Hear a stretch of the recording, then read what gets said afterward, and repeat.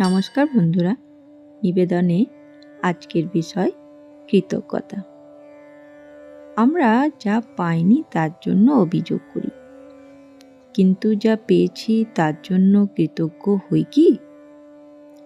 ঠাকুর বলতেন, কৃতজ্ঞতা মানেই ভক্তি।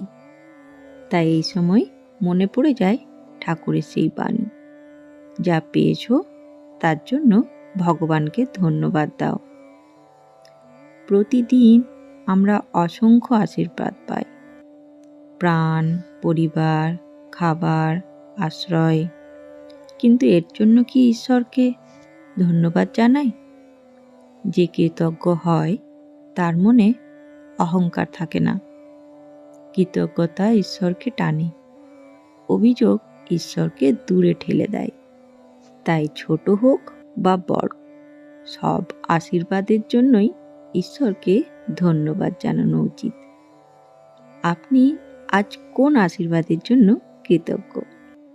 কমেন্টে জানান। ধন্যবাদ। জয় ঠাকুর, জয় মা।